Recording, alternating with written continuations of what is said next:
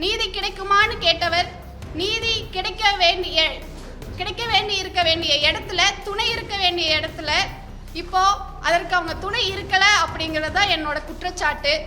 எந்த அரசு இதுக்கு உறுதுணையா இருந்திருக்கணுமோ அந்த அரசினோட மெத்தன போக்குனால, கவனக்குறைவினால, சாதிய ஓட்டுக்கள் போயிடுங்கிற காரணத்தினால எங்க வழக்க ஒரு வழக்காகவே அரசு விரைந்து நடத்தாம, என் கூட நிக்க வேண்டிய அரசு கூட நிக்காம அதை ஒரு கடந்து போற விஷயமா அப்ப பண்ணுனாங்க. இவ்வளவு பட்ட பகல்ல நடந்த ஒரு SC ST ஆக்ட் ஆன வழக்குல உங்களால இப்படி இருக்க முடியுதுன்னா, இந்த நீதிக்காக போராடுற விக்டிம்ஸுக்கு நீங்க என்ன பதில் சொல்றீங்க? எல்லாத்துக்குமே சமூக நீதி அரசு கூட இருப்போம்னு சொன்னீங்க. அப்படி இருக்காம கூட இருக்க வேண்டிய நீங்க, உங்களால இந்த வழக்கு இன்னும் ஓராண்டு தள்ளி போகுது. அப்போ ஆணவ படுகொலை நடந்துட்டே இருக்கணும்னு நீங்களும் விரும்புறீங்களா?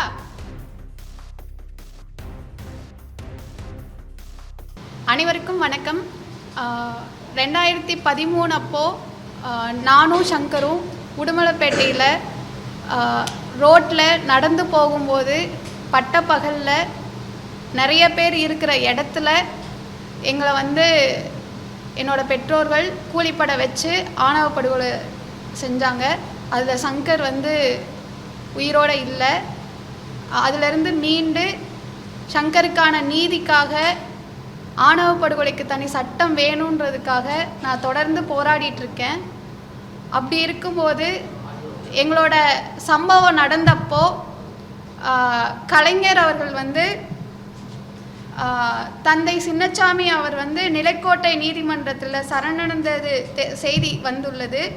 குற்றவாளிகள் மீது சட்டப்படி உரிய நடவடிக்கை எடுப்பதோடு சமுதாயத்தில் இது போன்ற சம்பவம் இனியும் நடக்காமல் இருக்க அரசாங்கம் உரிய நடைமுறைகளை பின்பற்றி மக்களிடையே சாதி கொடுமை நீங்கிட வழிவகுத்திட வேண்டும் அப்படின்னு சொல்லி ஆதரவாக சொல்லியிருந்தார்.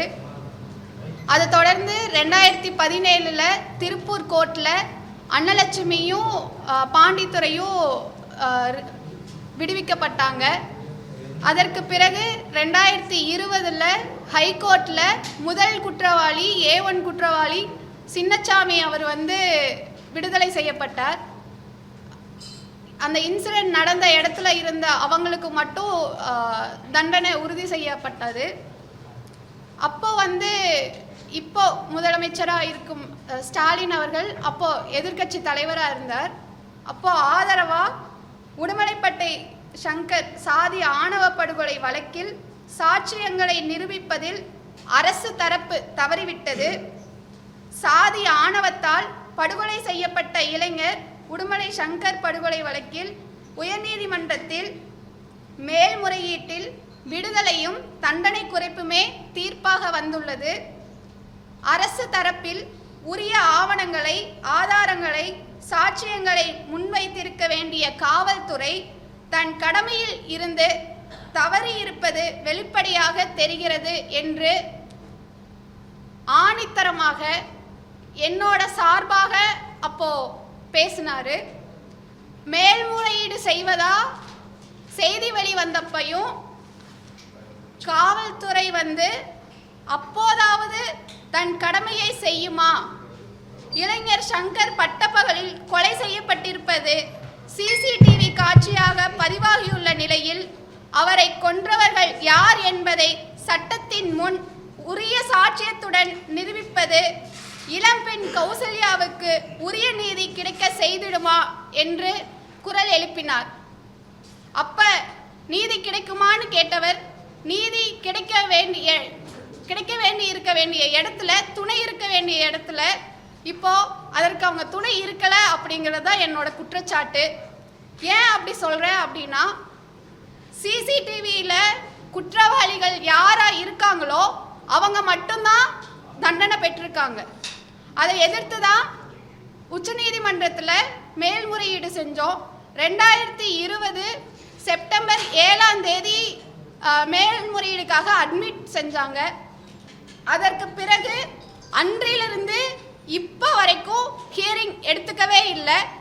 எந்த அரசு இதுக்கு உறுதுணையாக இருந்திருக்க இருந்திருக்கணுமோ அந்த அரசினோட மெத்தன போக்குனால, கவனக்குறைவினால, சாதிய ஓட்டுக்கள் போயிடுங்கிற காரணத்தினால எங்க வழக்க ஒரு வழக்காகவே அரசு விரைந்து நடத்தாம, ஏன்னா நிறைய வழக்குகள் சொல்றாங்க, இந்த வழக்குகள் எல்லாம் நாங்க ரொம்ப சீக்கிரமா தண்டனை வாங்கி கொடுத்துருக்கோம்னு சொல்றாங்க. அப்படி இருக்கும்போது 5.5 ஆண்டு ஆகியும் சங்கரோட ஆணவ படுகொலை வழக்குல ஏன் நீதி வாங்கி தர முடியல? அப்போ அதற்கும் மீறி நான் தனியா என்னோட அட்வொகேட்டை வச்சு விரைவு மனுக்காக 2022 நான் விரைவு பெட்டிஷன் போட்டேன். அதுல என் கூட நிற்க வேண்டிய அரசு கூட நிக்காம அதை ஒரு கடந்து போற விஷயமா அப்ப பண்ணினாங்க.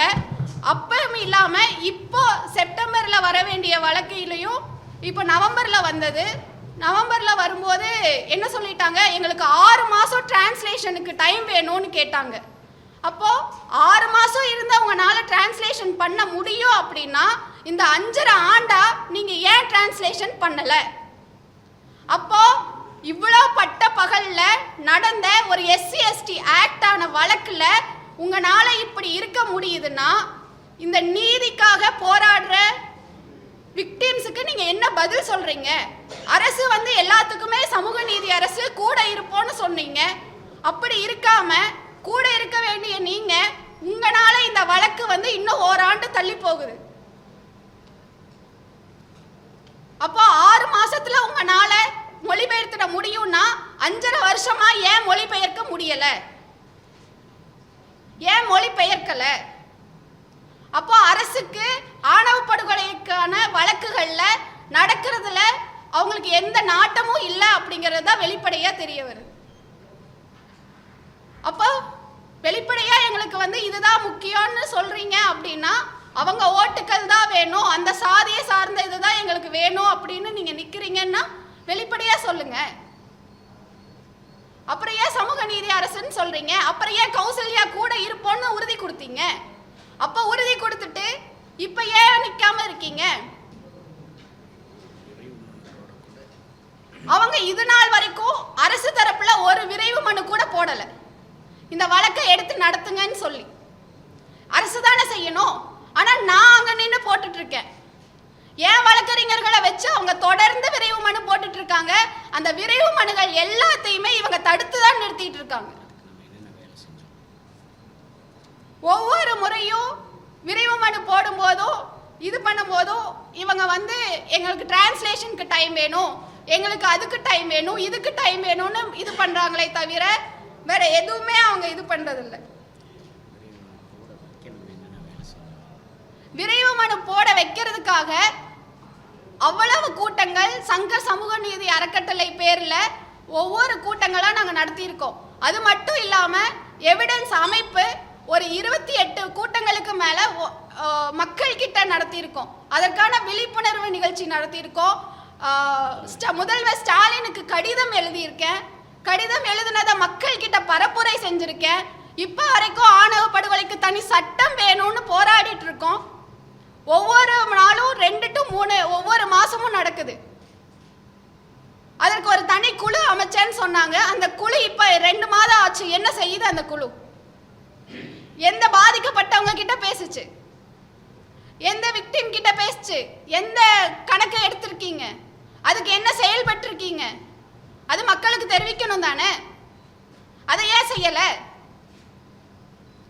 அப்போ ஆணவ படுகொலை நடந்துட்டே இருக்கணும்னு நீங்களும் விரும்புறீங்களா?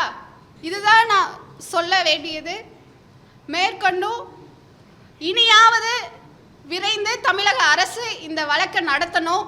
ஆணவ படுகொலைக்கு தனி சட்டம் இயற்றணும். கட்டாயமாக இந்த வழக்கை இழுத்துறணும் அப்படின்றது தான் அவங்களோட நோக்கமாக இருக்குது. ஏன்னா நாங்கள் மொழிபெயர்த்து வச்சுருக்கோம். நாங்கள் மீன்ஸ் எவிடன்ஸ் அமைப்பு இது 15,000 பக்கங்களை மொழிபெயர்த்து வச்சுருக்காங்க. இது நாங்கள் ஃபஸ்ட் ஸ்டாண்டே செஞ்சாச்சு.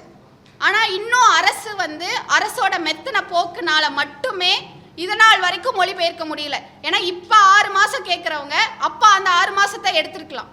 அதை செய்யாத நோக்கம் என்னன்னு அரசு தான் சொல்லணும். 2 மாதங்கள் ஆச்சு அரசு கமிஷன் அமைச்சு. என்னையும் சந்திக்கல, என்ன மாதிரி பாதிக்கப்பட்ட யாரையும் சந்திக்கல. ஏன்னா இதோட டீட்டெயில் எடுத்துட்டு இருக்கிற எவிடன்ஸ் அமைப்பையுமே அவங்க சந்திக்கல. ஆணவ கொலைக்கு சட்டம் கேட்டு ரொம்ப நாளா போராடிட்டு இருக்காங்க.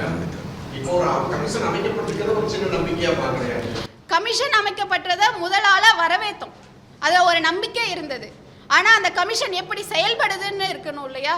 அந்த கமிஷன் வந்து செயல்படாமல் இருக்கிறதுனால தான் அதை கேள்வி கேட்குறோம். ஏன்னா 2 மாதங்கள் ஆகியும் எந்த விக்டிம்ஸை வந்து பார்க்கல, அவங்க கிட்ட எந்த கருத்து கணிப்பும் கேட்கல, ஆக்டிவிஸ்ட் கிட்டையும் எந்த விஷயத்தையும் கேட்கல.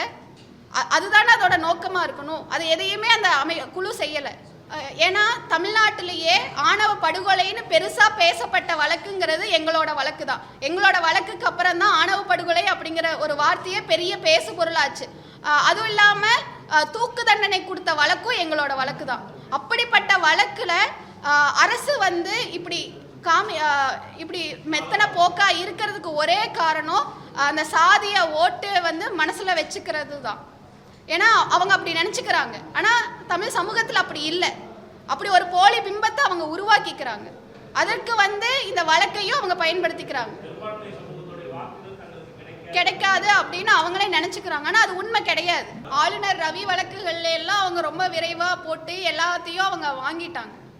அப்போது இந்த வழக்கில் ஏன் பண்ண முடியல அப்படிங்கிறது தான் என்னோட கேள்வியாக இருக்குது. சமூக நீதி அரசு அப்படின்னா சாதி ஒழிப்பு தான் அதற்கு முதற்கட்டமாக இருக்க முடியும்.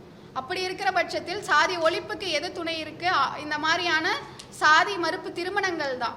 அப்போ அந்த சாதி மறுப்பு திருமணங்களை அவங்க பாதுகாக்காமல், அந்த இணையர்களை பாதுகாக்காமல் வெறும் சமூக நீதி அரசுன்னு சொல்லிக்கிறதுல எந்த பலனும் இல்லை. கடிதம் வழியாக நான் முயற்சி பண்ணினேன். மக்கள் பரப்புரை வழியாக நாங்கள் இது பண்ணோம். தொடர்ந்து நிறைய கருத்தரங்கங்கள் நடத்தினோம். முதல்வரை சந்திக்கிறதுக்கு நிறைய வாய்ப்புகளை கேட்டோம். ஒவ்வொரு வாய்ப்புகளுமே அவங்க மறுக்கப்பட்டாங்க. இது எல்லாமே தொடர்ச்சியாக நடந்துட்டு தான் இருக்கு. இல்லை அவங்க வந்து அவங்க ஆட்சியில் இருக்கும்போது சரி, அவங்க ஆட்சியில் இல்லாதப்பையும் சரி, எல்லாருமே ஆணவ படுகொலைக்கு எப்படி அவங்க குரல் கொடுப்பாங்க? ஏன்னா அவங்க எல்லாருமே சாதிய கட்சிகளாக தானே இருக்காங்க.